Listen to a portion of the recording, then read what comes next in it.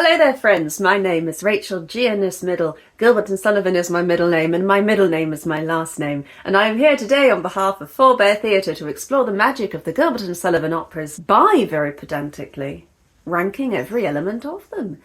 And today we're going to be looking at one that is a little bit unusual. We're going to be looking at chorus principal roles today, which is a bit of a daunting task since there are so many of them. So I'm doing this a little bit differently today. I'm actually going to do this live with you. So I've not actually planned this myself. Like, I've had an inkling over the course of making these videos, like which ones are good, but those inklings will not be any different from what all of you think already. So we will get started in a moment. But before that, please take the time to subscribe to this channel. This project is coming to its end, really. Probably in a couple of months by the time I post this video. So after that, I mean, let us know what kind of content you'd like to see. Obviously, I know a lot of you are going to want to see more videos of our content. I don't feel comfortable posting a lot of it because most of the films of our production are copyright materials, and while I think I can post the odd song, I can't really do much more of that. So let me know what you'd like to see. Obviously, we'd like to go on stage again. We'd like to perform in London particularly. So let us know if you would like to have us perform for you anywhere. And we'd like to do that for you. So, what is a chorus principal? In my mind, a chorus principal is a person who may have a little bit more, or in some cases rather a lot more, than generic chorus members, but their needs and wants, desires, their intentions don't actually deviate from those of the chorus.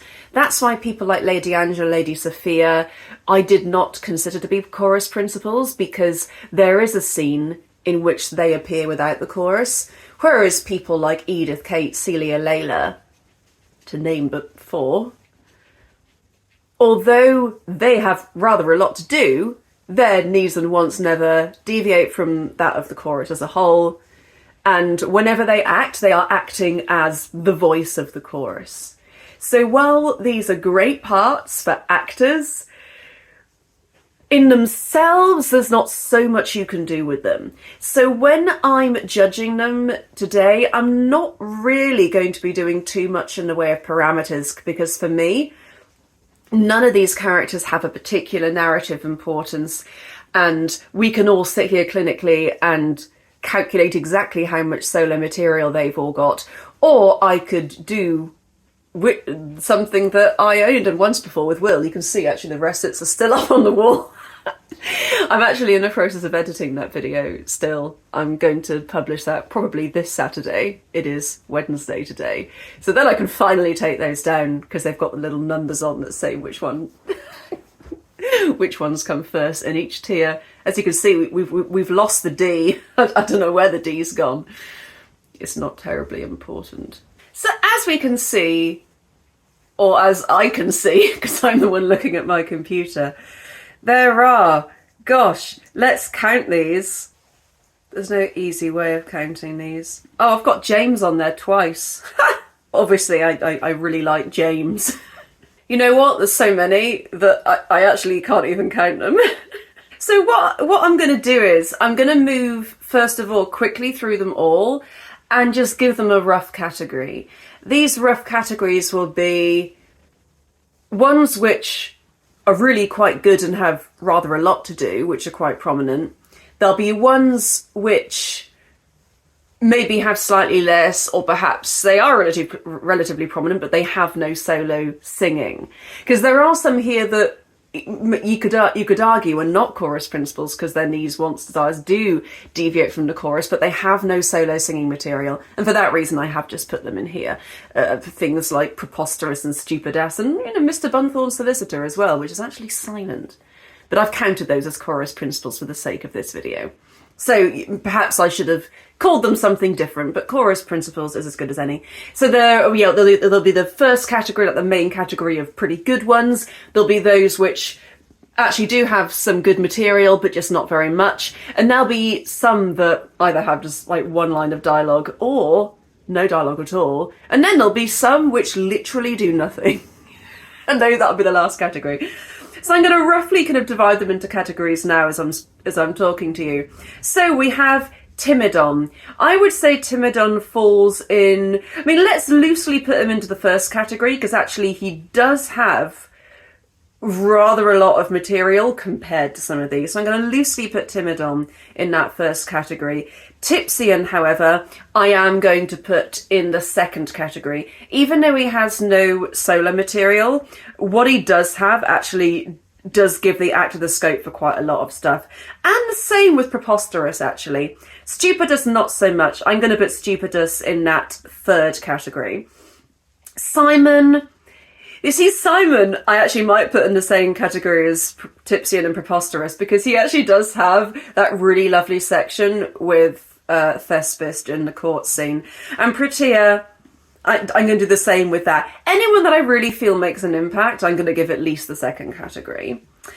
Foreman of the jury, I think he only makes it into the third category for me. He only has 2 solo lines, that's all he has. I think he does have something in Nice Dilemma, but it's not anything that I think people really pay attention to.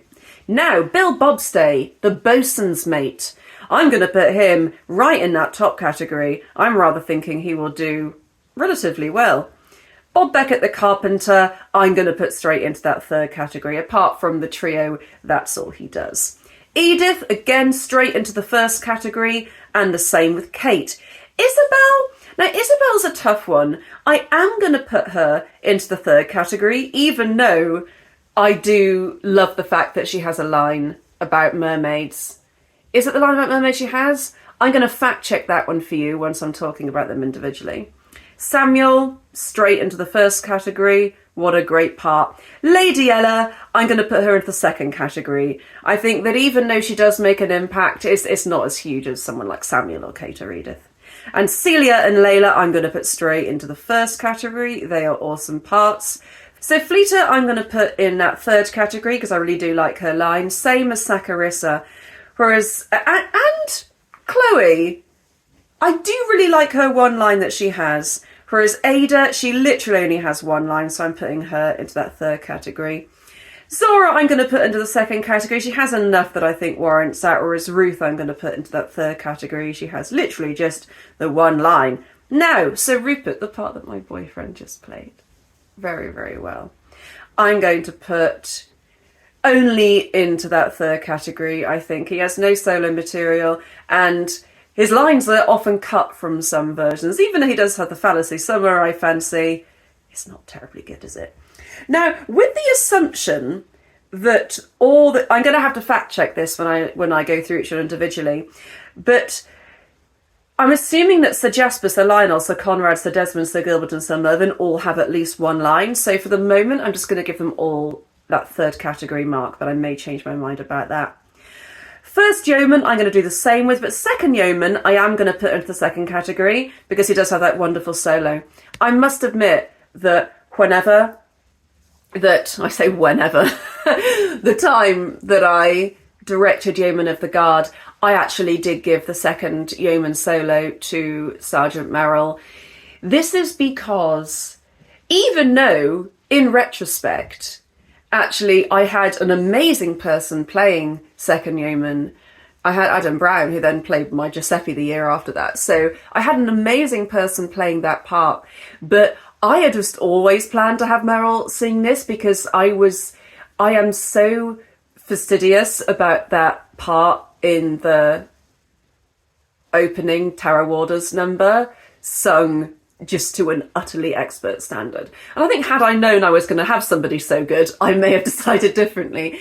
But that was just a decision that I made before I'd even cast Second Yeoman, just to avoid anyone being disappointed. So that was literally in the breakdown for that part. And it's something that I might do again. I might just say, Merrill is going to be doing that solo, and then maybe if I decide later on, ooh, actually, the Second Yeoman should do it, maybe I can change my mind. Because in that instant, we only had 5 days to rehearse that show, so I didn't really have time to change my mind.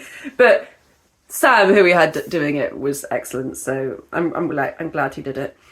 Third and fourth yeoman, which are not often used, but I'm going to pretend like they are. I'm also going to put into that third category. Same as first citizen and second citizen, even though they can be rather good parts, they don't have enough weight in the story as a whole for me to give them any more than that. Fiametta. Now, Fiametta, I'm going to give her the second category. And the same with Vittoria. Julia, I'm just going to give that third category.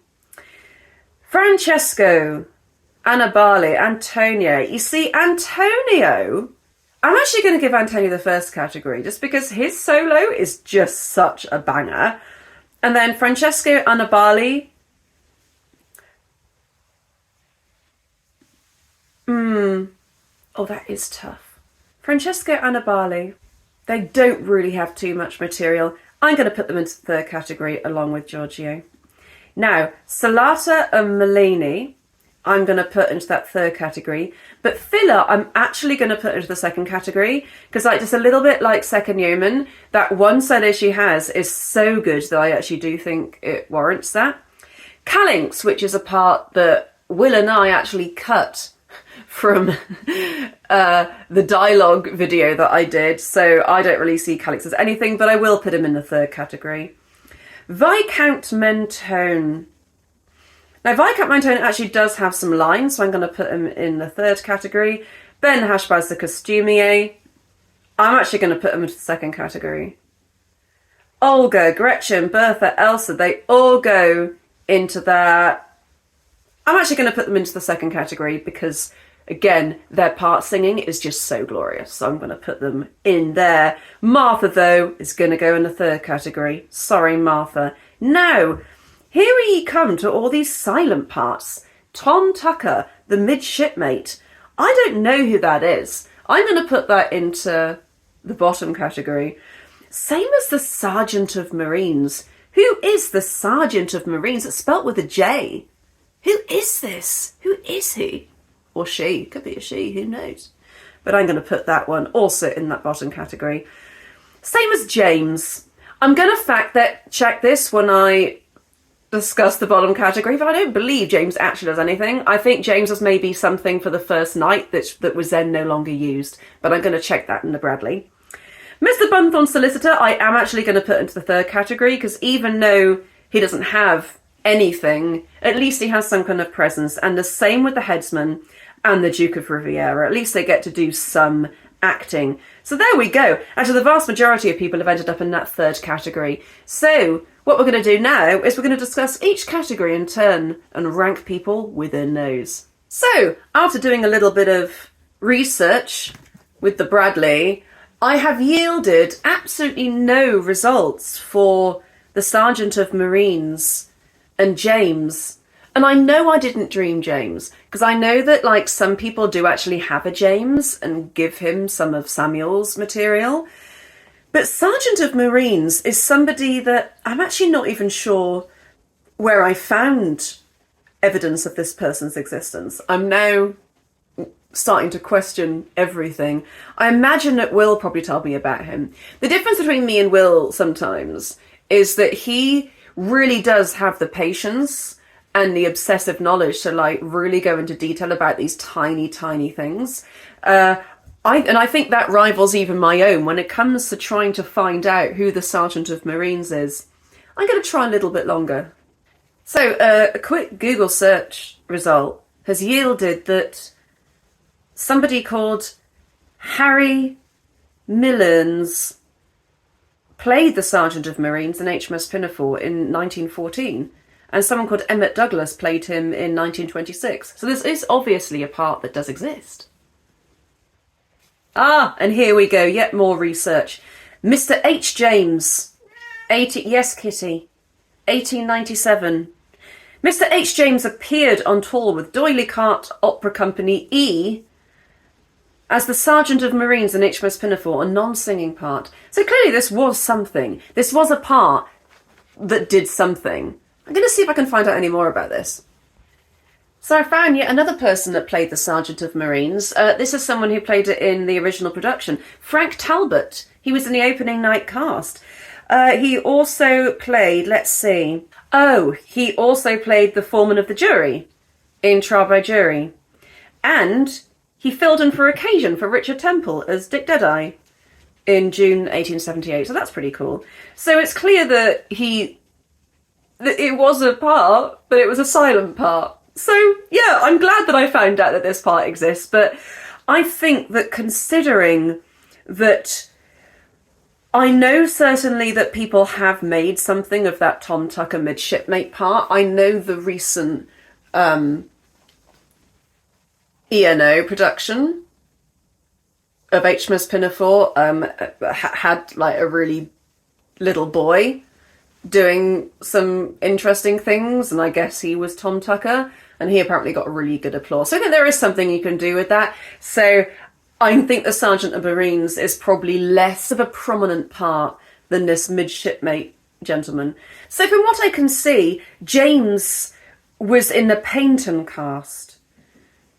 This was played by somebody called John LaHaye, but I'm actually not sure what this Paignton cast is. It was a production of the Pirates of Penzance in Devon, so it certainly wasn't the main creating cast, because it didn't have, you know, Grossmith Temple and those people in it. George Power was Frederick. Never heard of this guy before. I need to learn more about this. Will would be shocked if he realised how little I knew about these creating casts. But certainly, and interestingly enough, Rosina Brandom and Jessie Bond were in the New York cast. Isn't that fun? Like, instead of the London cast. That is really fun, isn't it? To think that some of them went to New York and did it, and some of them stayed at home. Oh, and Alice Barnett as well, as Ruth. I know she's been around. So yeah, it looks like James was a part only used sometimes. And I think maybe people now use the name as a person to share some of Samuel's stuff. But to be honest, I'm actually going to put this part bottom because I don't really consider this as canon as the other ones. So I'm going to put James at the bottom, followed by Sergeant of Marines, and then Tom Tucker. So now, this is actually the largest category, this third category. People that really don't do very much, but just narrowly avoided being in that last category. But some maybe narrowly avoided being in the category above. So what I'm going to do now is I'm going to go through and I'm going to look at how much material they have, how much of that is music, and I'm going to try and split them in some way, and then I will tell you how I've done it. Right, so I did something that I think kind of helped me. What I did was I just intuitively separated them into characters which I feel kind of at least add something to the story, and characters which I really felt didn't really add anything at all. In the category of characters that I really feel are just either they literally just say one thing, or like what they're saying is just not particularly important, or they don't actually say anything. So Bunthorne Solicitor, the Headsman, the Duke of Riviera, as silent parts, I'm just going to go ahead and actually put those directly above the three that we've already got. I do think that Bunthorne Solicitor does have like a little bit of opportunity for comedy though, and a Headsman, you know, everyone is looking at him. But yeah, definitely the Duke of Riviera, I'm going to go ahead and put in 56th place. I'm going to think about the Solicitor and the Headsman after I've had a look at these other parts, as at least they actually get featured. Now, looking at who we've got left, we got Julia. She's actually got some singing, so I don't really want to immediately put her in there yet. And Third and Fourth Yeoman, actually what they do is lovely. But I think Ada, who only has one line, probably is a candidate to go just above the Duke of Riviera, and also Ruth and Redigal, even though her line's quite funny. But what I'm going to do first, I'm going to have a look at these ghost lines and see if anyone's lines particularly stand out as being funnier than others. Like, I certainly know that Sir Rupert, actually, I'm going to put Sir Rupert into the kind of upper part of this category just immediately, because I know that he has a chance to make everyone laugh at the end of the show. And that fallacy somewhere I fancy is just a really funny ongoing motif. But yeah, let's have a look at these ghosts. In the Bradley, it's just first ghost, second ghost, third ghost, fourth ghost. That's a shame, isn't it? I'm going to look to see if that's different on the archive. This is involving a lot of detective work. I'm quite proud of myself for being this stringent. It's possible that because this was like the first night version, that the Bradley is just updated to not really worry about who's saying which line, so that's probably why that is. Right. Sir Jasper says, "Nothing at all," and that's it. Sir Conrad says, "Everybody does that," and that's quite fun, I like that. So immediately I think Sir Conrad is better than Sir Jasper. Sir Gilbert, "It's expected of you." I like that. I like that a lot. "It's expected of you." Mervyn says, "There's something in that." Sir Desmond, "Yes, it seems reasonable." Sir Lionel says, "At first sight it does." Sir Rupert, "Fallacy somewhere, I fancy." And that's it. So each of these ghosts genuinely only has one line. Apart from Sir Rupert, obviously, but we're not talking about him yet. Wow, okay, so Sir Jasper is the worst of these. So I'm just going to start a little kind of Ruddigore ghost category where I rank all the ghosts. So Sir Jasper has the worst line. Nothing at all. There's not much you can do with that line. There's something in that. Yes. So yes, it seems reasonable because it's just echoing what the other person before him has said. I'm going to put him just above Sir Jasper. So we are now between Lionel, Conrad, Gilbert and Mervyn. So we have Lionel says, "At first sight it does." Again, that is just echoing somebody else. So, in fact, it's Lionel's "at first sight it does," not quite as funny as, "Yes, it seems reasonable." Yeah, I'm going to actually put Sir Lionel where I put Sir Desmond. So, I'm going to do that now. Sir Conrad, Sir Gilbert, Sir Mervyn. Mervyn says, "There's something in that." I like that. Sir Conrad, "Everybody does that. It's expected of you." I think Sir Gilbert wins for me. So I think it goes Mervyn, Conrad, Gilbert. But all of these people literally only have one line. And none of them, I think, are as funny as Ruth's or Ada's lines. Because the band aren't feeling well and won't be coming out today. I actually think that's funnier than Ruth's line, to be honest, because Ruth has a good expositional line, but I don't think it's as funny as Ada's line. So I'm actually going to put Ruth just above those ghosts because her line actually has quite a lot more substance than these ghost lines do. So I'm going to put them all together. Now, Salata, Mulaney and Julia. When we think about what they do, Julia actually has a bit of music and I actually really like what she has. Salata, Mulaney. Now let's have a look at the difference between their lines because one of them actually objects, doesn't she? One of them actually has like a little bit of an issue with what's going on, or rather she's just at least questioning it. And I think that's slightly more interesting than the person who just agrees. But let's have a look because it's possible that these lines are really quite funny. Because Salata, "What have we to gain? English institutions, English tastes and English fashions," or hats as we did in our updated version. Mulaney is the one that challenges it, which is quite nice. But Salata actually gets us express real kind of emotion. So I'm going to actually put Mulaney beneath Salata. I think Salata's really good. And of course, Salata, if any of you are interested, was played in the 2011 National Gilbert and Sullivan Opera Company version by my current housemate, Taylor Lehman. So she absolutely stole that first scene. She's so good in that. But isn't that, what a coincidence. I didn't even know her when she did that. But she is my current housemate and she literally played that part. So whenever I think of that part, I think how well she did it. Now we got Martha. Now the thing is, Martha I know only has maybe one or two lines, but I'm going to automatically put her above because I have a feeling, and I am going to check, but I do have a feeling that Martha's lines are actually pretty good. Like they're actually quite funny. There's something about sausage rolls, but I'm just going to double check that. I'm just going to fact check that for you guys. So Martha says, "Oh, bother the secret sign. I've eaten it until I'm quite uncomfortable. I've given it 6 times a day and I can't eat any breakfast." Yeah, that's so much better than anyone else's lines that we've talked about so far. So yeah, Martha will go above her. I think actually,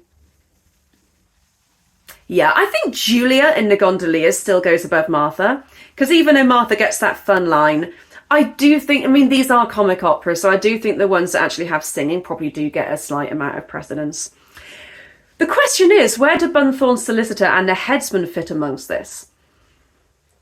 I wonder if actually Bunthorne's solicitor, I think I'm actually going to put at the top of this section here.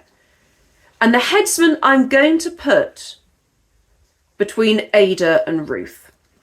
Because the thing is, as headsman, he does have like a bit of presence, but he is literally just standing there, whereas a solicitor actually gets to emotionally react to what's going on, which is kind of fun.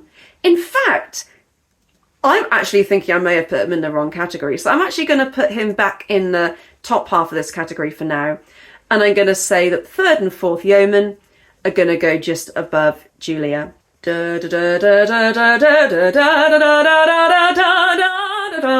and the tenor part I think is more exciting, so he goes above the fourth yeoman. Okay there, so we are now moving on to the top half of this third category. So I'm just gonna compile them into one place for myself, just so I can see what I'm doing. Then, like, from what I've learned, actually, it isn't so much the amount of material that makes these parts good. It is just about the presence they have. And with that being said, I mean, I don't think Mr. Bunthorne's solicitor is going to make it to the top of this list, because I'm already seeing we've got people like Calinx who were on for the whole scene, and Francesco, Annibale, and Giorgio. Like, Annibale has quite a bit of dialogue in that second act scene, which I really like, and Francesco has no dialogue. And I'm thinking I'd probably, interesting enough, rather play the part that has quite a bit of dialogue. So I'm going to put actually Annibale above Francesco, which actually may seem a bit nuts. Is that nuts? Because Francesco has good model pretty maid, but that's all he has. Yeah, I'm putting Annibale above him. The question is Francesco actually the bottom of this pack? Sir Rupert, now, let's think about Giorgio first. Giorgio, he does have one line, I think, in that scene, but it's just, exactly. So I'm going to put him actually between Annibale and Francesco. I'm going to put him slightly above Francesco, because at least he gets to do something.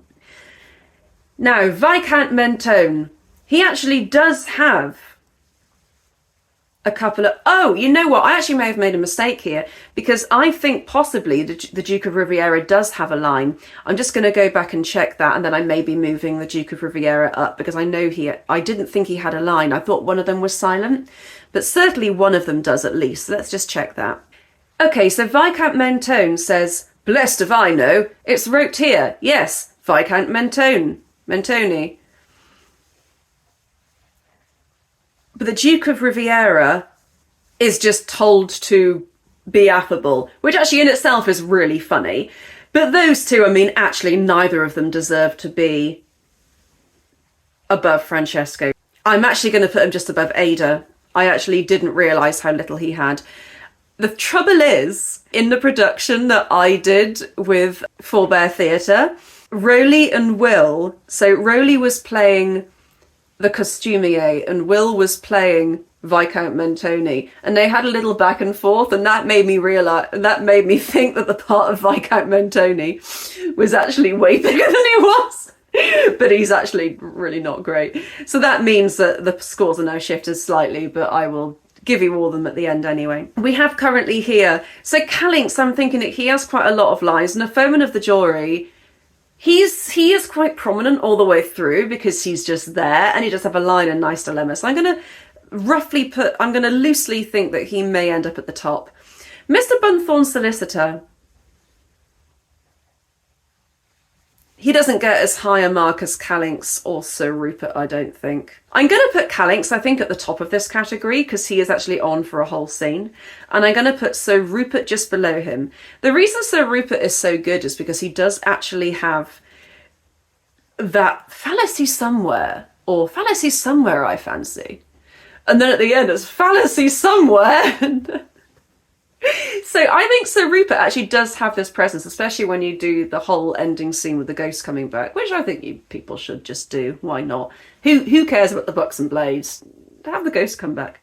But the first citizen and second citizen, they do have lines, but they're not terribly prominent. Second citizen is quite a violent presence, but he's quite present in the scene. So I am actually going to put him above Annibale. I think he has a more emotional connection to the scene. First citizen, I'm going to put the first citizen between Annibale and Giorgio. I actually really like the part of Annibale. I think there's a lot of comic potential there. And Ollie does such a good job playing him in the Gondoliers with Forbear Theatre. Here's a little clip of Ollie. We are, in point of fact, 2 persons. Ah, we mustn't go into that. It is a legal fiction, and legal fictions are solemn things. Situated as we are, we can't recognise 2 independent responsibilities. No, but you can recognise 2 independent appetites. It's all very well to say we act as one person, but when you supply us with only 1 ration between us, I should describe it as a legal fiction carried a little too far. It's a rather nice point. I don't like to express an opinion offhand. Suppose we reserve it for argument before the full court. Yes, but what are we to do in the meantime? We want our tea! I think we may make an interim order for double rations, on their majesties entering into the usual undertaking to indemnify in the event of an adverse decision. Isn't Ollie great?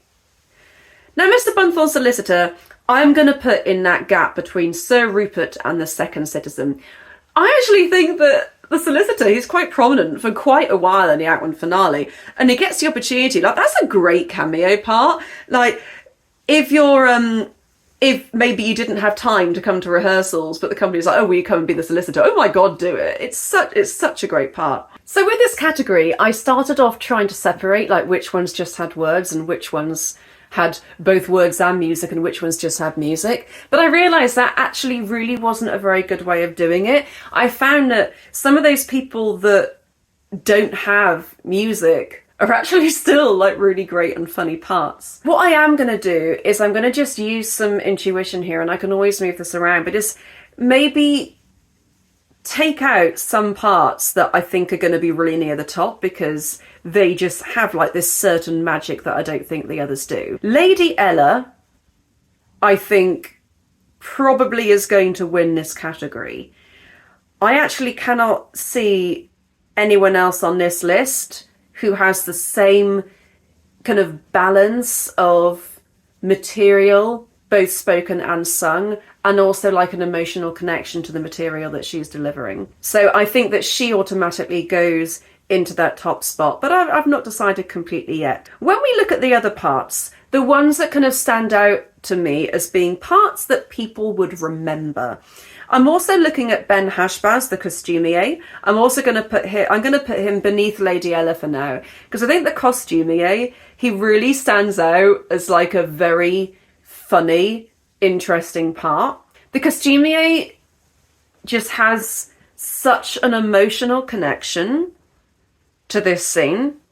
But my good friend, what can you expect for 18 pence a day? Like, I think he's meant to be German or meant to be, kind of have like a kind of Eastern European accent.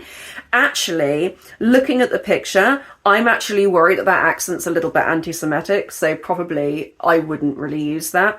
I'm not sure about that. Someone tell me if you think that the original portrayal of the costumier is anti-Semitic, and I'll be very careful about how I think about that in future, like I probably wouldn't use that accent. But my good friend, what can you expect for 18 pence a day? Him? Oh, he's a swell. He's the Duke of Riviera. Why, you're Viscount Mentone, ain't you? Then why don't you say so? Hold yourself up. You aren't carrying sandwich boards now. Now you're saying ain't. I can't really get what this guy's accent is. But he's very funny, this guy. And he always says, I am the very well-known costumier. So he does have, like, a bit of material. However, I'm also aware that some people here do have really beautiful singing. I'm going to, like, put them to one side as well, just to deal with them all at once. So Fiametta, Phylla, and Second Yeoman, I'm just aware are such beautiful singing parts. They get to sing some of my favourite material in the canon. I mean, not that recit. The see, at last they come to make their choice. That didn't do very well, but she gets that opening solo, which I love. Phylla's opening solo. It's gorgeous. So these three parts are inextricably linked for me. But, I mean, to me, the second yeoman, he has to win this little mini category I've just invented.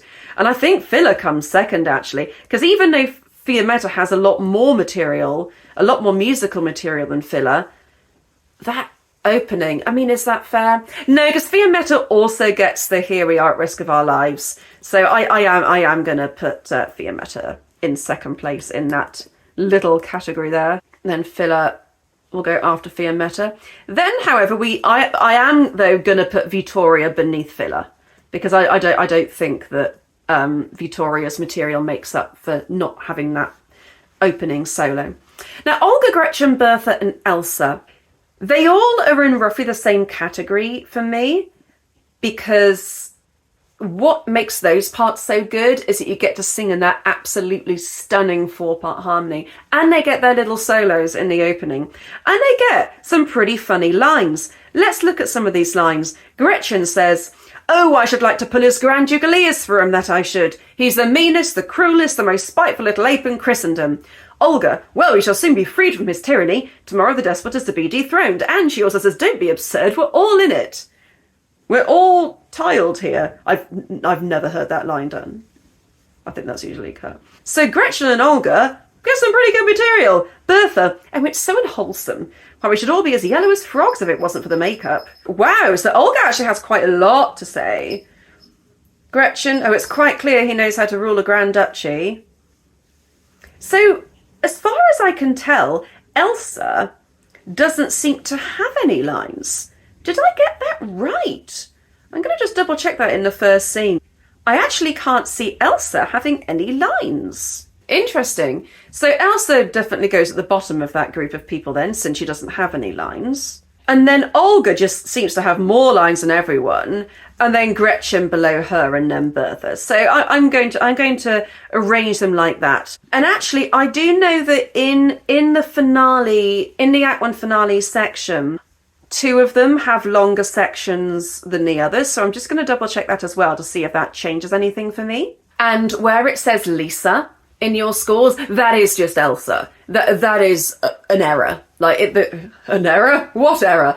It was an error that happened quite early on, I think, but that has been corrected in the Colin Jagger edition of the score. I think it was also corrected in the Mark Sheppard version of the score as well.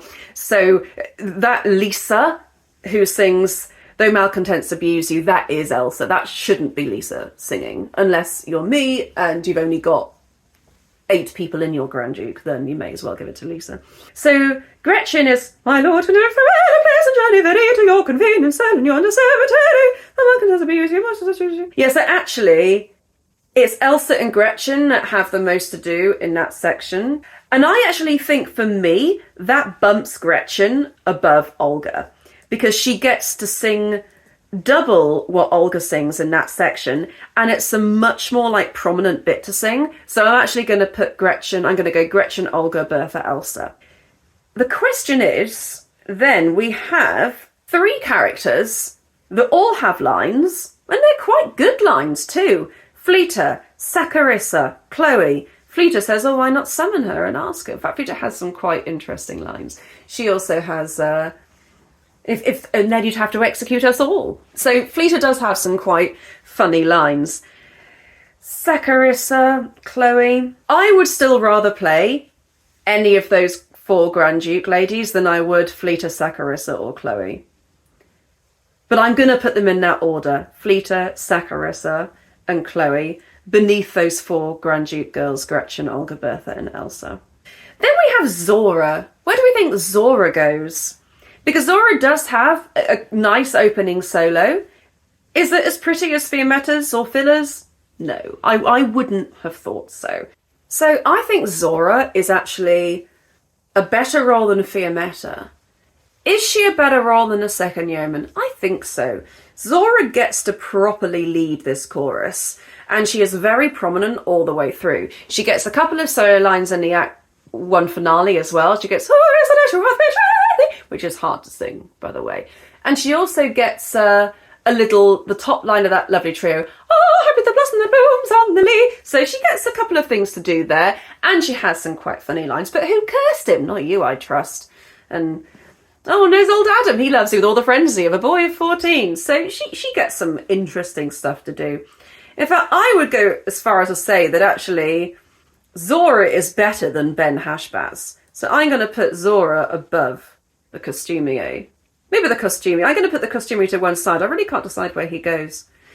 So we then have the 4 characters that have lines but no music in Thespis. Tipsion, Preposterous, Simon and Prettier. So Prettier and Simon are only in one scene. Preposterous is also only in 1, maybe 2 scenes. But Preposterous makes more of an impact, I think, than either Simon or Prettier. So I'm actually going to put them in that order. I'm going to say it goes Prettier, Bottom, Simon and Preposterous. Prettier's lines about having to make love with my grandfather, that is actually very good.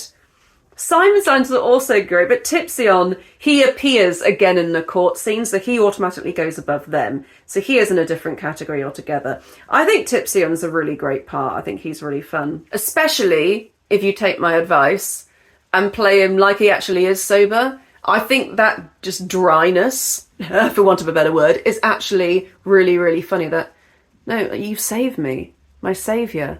Thank you for helping me go off the booze.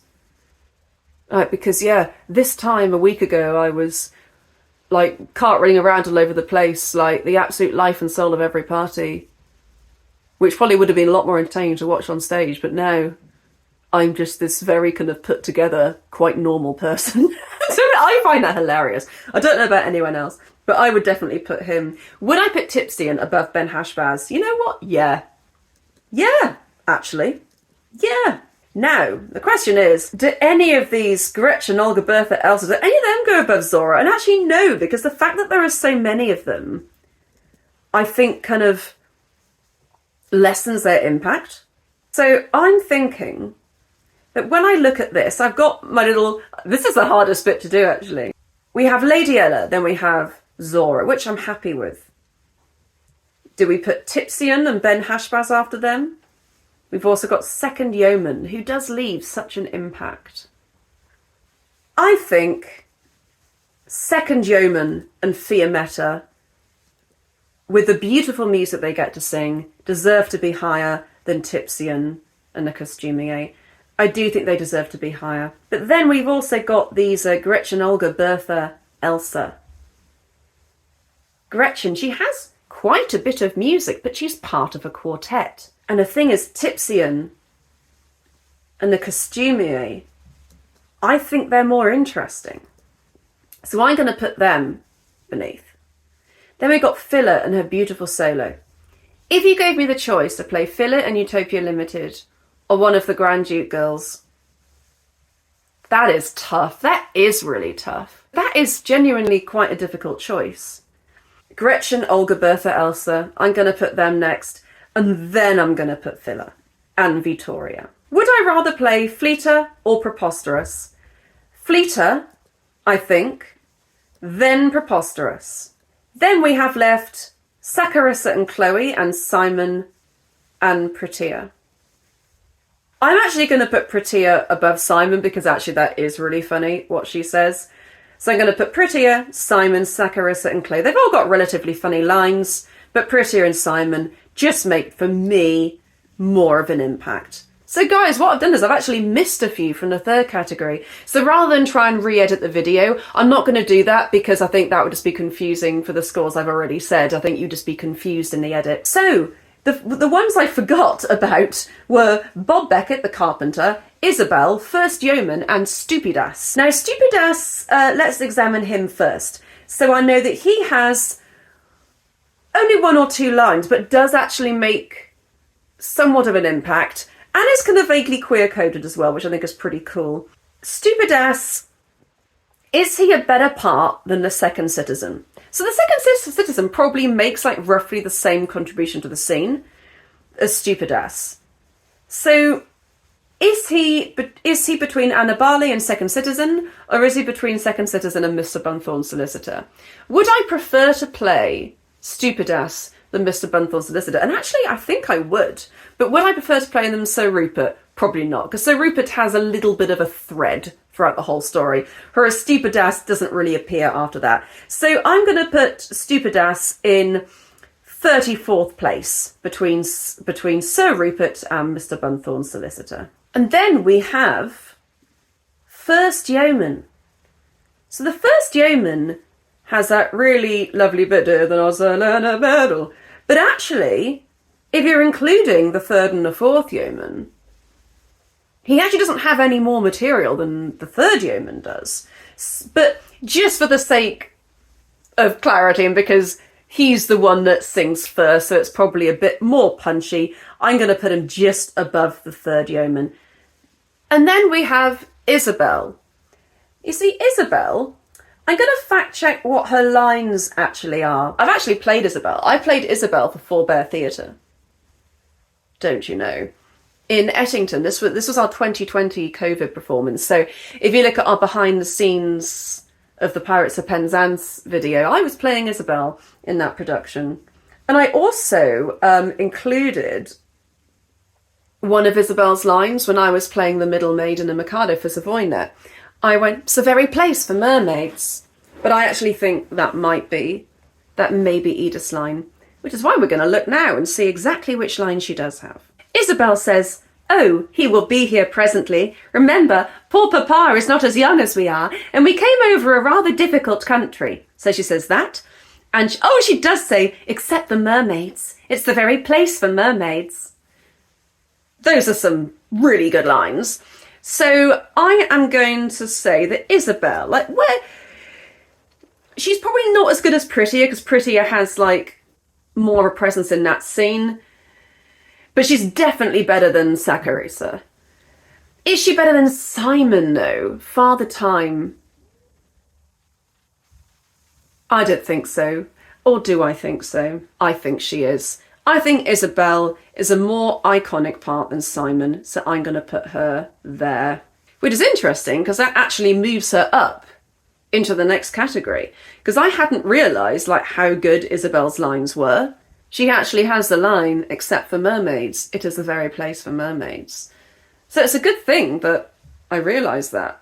And in fact, looking at this now, I don't think Simon, Saccharissa and Chloe should be above the foreman of the jury or Sir Rupert. This is actually good that I'm doing this, because I'm actually checking what I've done with these already. Checking these joins just to make sure I've not made a mistake here. I think Simon might be better than Sir Rupert. But Saccharissa and Chloe, I think, go just above Mr. Bunthorne's solicitor. Because I feel like the foreman of the jury actually needs to go a little bit higher. I think the foreman of the jury goes above Vittoria. I wish I could show you what I was doing. That would be really handy, wouldn't it? You just have to picture it in your mind. Picture me moving things around on an Excel spreadsheet. Isabel's better than Saccharissa and Chloe. It's more iconic value. But is Isabel actually better than Simon? I actually don't think she is. I think that was me being disingenuous. But I do think she is better than Saccharissa and Chloe, so I'm going to do that. Now we get our last one in that third category that I forgot to deal with, which is Bob Becket, the carpenter. Now he's one of these ones that I really love the part he sings, but he doesn't really do much more than that. So I am going to put him between Sir Rupert and Stupidass, I think. So as a result of this, Lady Ella is now actually quite a lot higher than 13. We'll see where she ended up in just a moment. She's actually now in 9th place. So we only have 8 parts left to discuss on this list. And let's just see if we can make it a little bit easier for ourselves by kind of putting them into subcategories. So for example, we know that Edith goes above Kate. Edith is a better part than Kate in Pirates. And the bosun, I'd say... So we have Timidon here. Timidon is a part in Thespis who does have a relatively large amount of material. He appears in the Act 1 finale. He has some lines in the big court scene at the end, and he has a bit of solo as well in Climbing Up a Rocky Mountain. I'm actually not sure if that solo is officially his. I'm going to check that for you now, actually. The libretto that I found for Thespis actually gives Daphne and Nicemus those parts to sing. But when we did it with Savoyna, Timidon actually had that material. But let's imagine that that's not actually like canon. Let's imagine that he doesn't actually have that solo.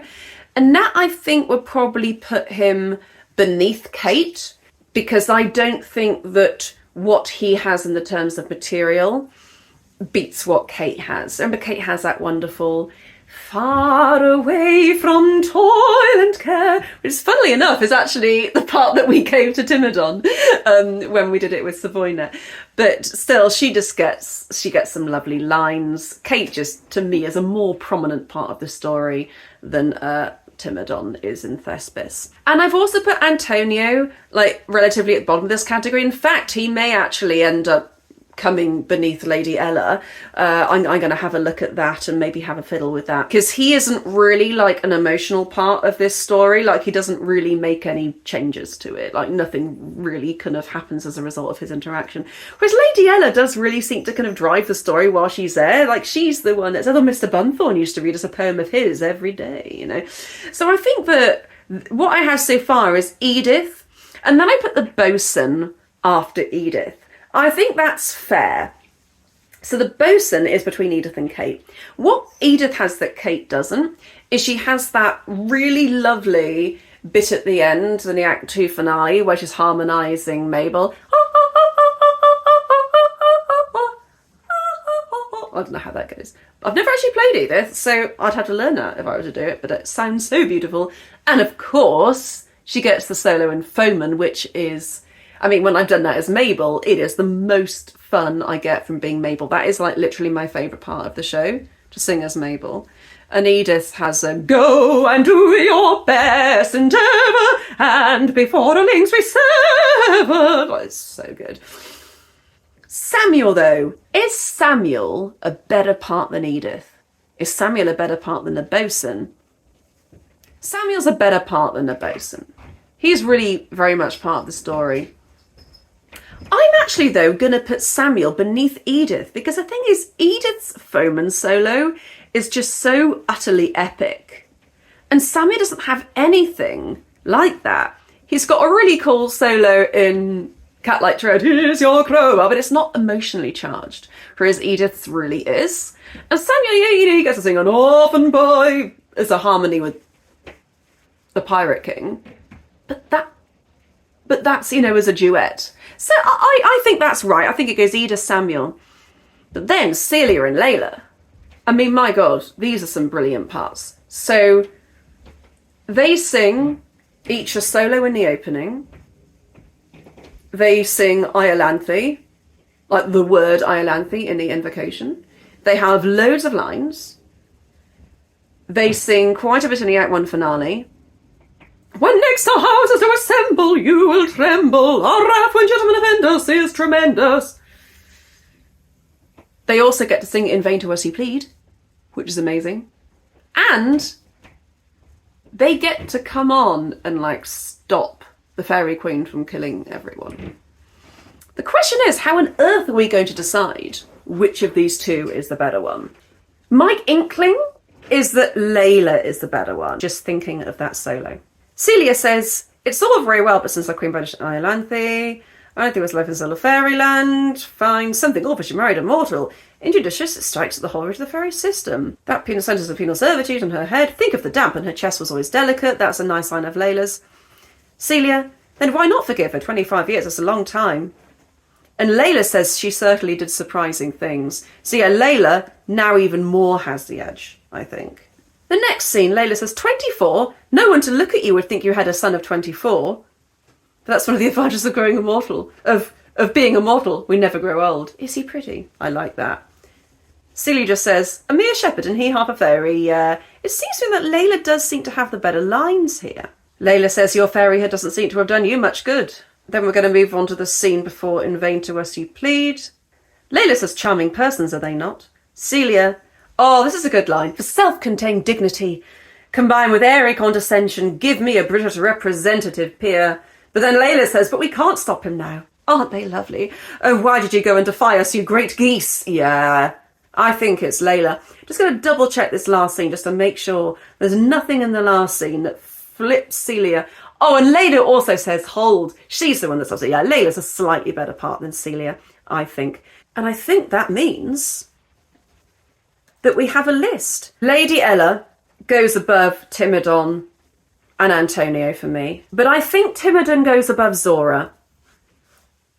But Zorah, I think, goes above Antonio. And that puts Antonio neatly between Zorah and the Second Yeoman, which I think that is a good place for him. I am happy with this list. Let me know if you think that I've made any mistakes in the joins, if you move any up or down, and I'll do that for you, you know?